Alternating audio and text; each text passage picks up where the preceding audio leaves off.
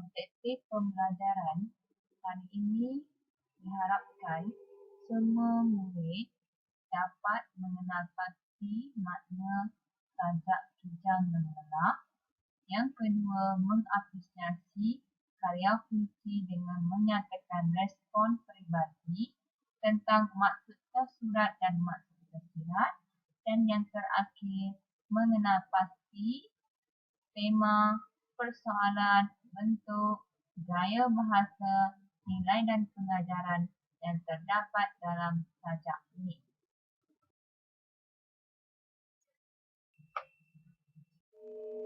Kijang yang Lelah karya Wan Marzuki Wan Ramli. Suara nyaringnya tidak lagi gah bergema ketika temulang kudratnya bergetar di tengah rimba. Dia tidak lagi mampu menobat tahta, mengorak telapak di tanah yang hijau. Saat itu, sebab menyentap dahan kalbu, dedaun resah mula berguguran, pepohon batin akhirnya tumbang. Akarnya mengucup di perdu harap. Hari ini, dia cuba bangkit dengan kekuatan kaki, menghambat waktu yang bersisa, walau dalam jera lelah, seakan dibelenggu setiap inci jiwa raga. Bimbang tersadung akar dan jerat, sang kijang lebih berhati-hati menapak. Meski dalam peribadi yang keruh, di rendah belantara yang mula teduh, menjauh di atas nuraninya, dia tetap menjinjing tekad dan tabah, terus mengorak penuh berhemah. Dengan akal dan hati, dia tidak lagi gundah menyusun gerak dan langkah. Seterusnya, cikgu akan memberi penerangan berkenaan dengan maksud sajak kijang yang lelah. Sebelum cikgu menjelaskan, cikgu ingin mengingatkan kepada semua pelajar bahawasanya kamu tidak perlu terikat dengan maklumat yang terdapat dalam mana-mana bahan buku rujukan. Jadi di sini, kamu boleh faham setiap rangkap maksud sajak berdasarkan pengetahuan ataupun perkataan yang terdapat dalam sajak tersebut. Okey, jadi di sini mari sama-sama kita tengok berkenaan dengan maksud sajak dalam rangkap pertama, yang mana membawa maksud seekor kijang tidak lagi bersuara kuat dan berlari pantas di tengah rimba, serta tidak lagi boleh bermaharaja lela di hutan kerana usia yang sudah tua. Jadi kalau kamu perhatikan pada rangkap pertama ada perkataan yang mana dia tidak lagi mampu menobak tahta. Pada rangkap yang pertama baris ketiga, itu membawa maksud kijang tersebut dalam keadaan usia yang sudah tua. Bagi maksud rangkap yang kedua pula, sang kijang semakin sedih kerana kekuatan dirinya semakin berkurang berbanding dengan harapan yang masih teguh. Jadi di sini, kekuatan kijang itu semakin berkurang seiring dengan usianya yang sudah tua. Tetapi terdapat lagi kehendak ataupun kemahuan kijang yang ingin dicapai dalam hidupnya.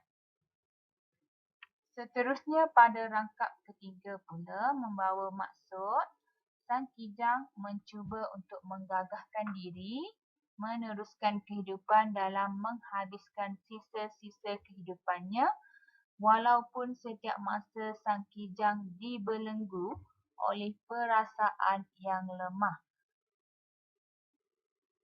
Seterusnya, bagi rangkap yang keempat pula, oleh sebab bimbang terjatuh atau rebah, sang kijang akan berjalan dengan berhati-hati walaupun dalam keadaan yang lemah dan tidak berdaya. Sang kijang meneruskan kehidupannya di belantara.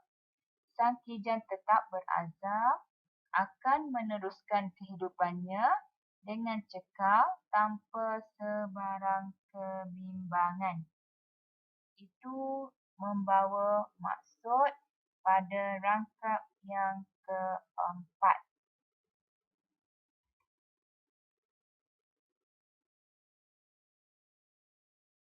Pada bahagian tema dan persoalan, cikgu akan menjelaskan bahawasanya tema sajak kijang yang lelah ini berkaitan dengan kisah kehidupan seekor kijang tua di belantara.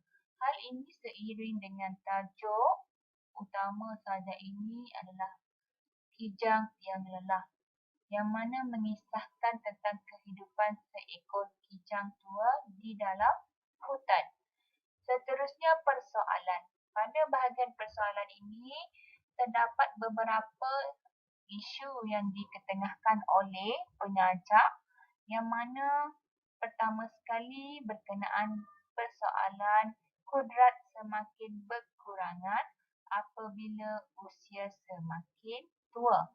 Yang mana kudrat ataupun tenaga seekor kijang tua semakin berkurangan seiring dengan usianya. Begitu jugalah dengan lumrah kehidupan kita sebagai manusia apabila kita nak hubung kaitkan isu ini dalam kehidupan diri kita sebagai manusia, yang mana apabila kita sudah meningkat usia, kudrat dan tenaga kita juga semakin berkurangan. Persoalan kedua pula ialah ketabahan dalam menghadapi kehidupan pada usia tua. Yang mana di sini kita sebagai manusia, kita perlu tabah, perlu sabar dalam menghadapi kehidupan pada usia tua. Persoalan ketiga pula merujuk kepada sikap berhati-hati dalam menghadapi cabaran dalam kehidupan seharian. Hal ini merujuk kepada seekor kijang yang berhati-hati dalam menempuhi kehidupan seharian di saat usia yang tua. Seterusnya, persoalan keempat iaitu kekuatan jasmani dan rohani amat penting dalam meneruskan kehidupan.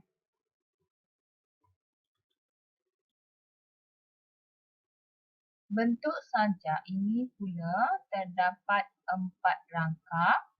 Pada rangkap pertama mengandungi 4 baris, rangkap kedua mengandungi 5 baris, rangkap ketiga mengandungi 5 baris dan rangkap keempat mengandungi 10 baris. Bilangan perkataan setiap baris antara 2 hingga 7 perkataan. Seterusnya, bilangan suku kata setiap baris antara 4 hingga 17 suku kata. Rima setiap rangkap adalah bebas iaitu A, A, A, B, A, A, B, C, D, A, A, B, C, B dan A, B, C, C, D, C, C, E, C, C. Jadi bermakna sajak ini adalah berbentuk bebas. Selain daripada itu, bacaannya adalah nada melankolik. Gaya bahasa dan unsur bunyi yang terdapat dalam sajak ini pula boleh kita sama-sama lihat dalam nota ini, yang mana gaya bahasa pertama ialah personifikasi, iaitu sikap perlambangan merujuk kepada perbuatan yang ada pada manusia. Yang mana contohnya adalah sebab menyentap dahan kalbu, iaitu sebab. Sebab yang membawa kepada perbuatan manusia. Seterusnya, dedaun resah mula berguguran, yang mana perkataan resah merujuk kepada personifikasi. Seterusnya, contoh menghambat waktu yang bersisa, iaitu perkataan menghambat. Seterusnya, gaya bahasa metafora, iaitu contohnya dedaun resah mulai keguguran, pepohon batin akhirnya tumbang. Hyperbola pula seakan dibelenggu setiap inci jiwa raga. Bagi unsur bunyi iaitu asonansi, iaitu pengulangan vokal. Contohnya ketika temulang kudratnya bergetar di tengah rimba. Dan aliterasi pula pengulangan konsonan T. Contoh, dia tetap menjinjing tekad dan tabah. Terdapat beberapa nilai yang telah dikenal pasti dalam sajak Kejang yang Lelah. Yang pertama, nilai berdikari. Contohnya, Kijang tua berdikari di belantara walaupun usianya semakin tua. Seterusnya, nilai keberanian. Contohnya, Kijang tua berani menghadapi usia tua dan cabaran yang akan dilaluinya sepanjang hidup di hutan rimba.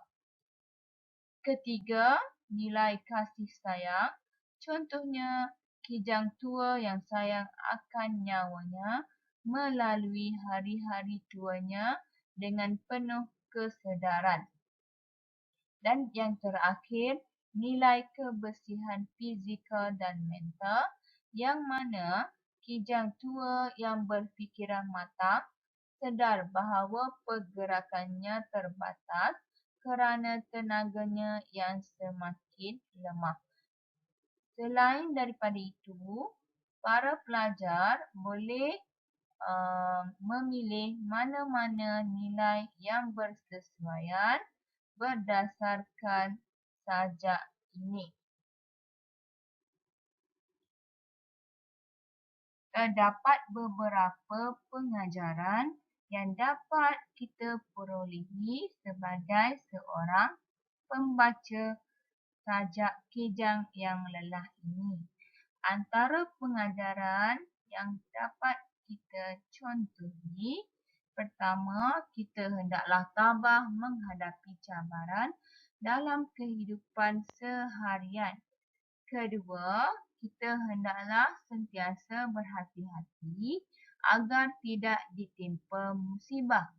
Ketiga, kita hendaklah berwaspada dengan pelbagai rintangan yang bakal tiba. Dan terakhir, keempat, iaitu kita hendaklah pasrah akan takdir yang menimpa nasib kita.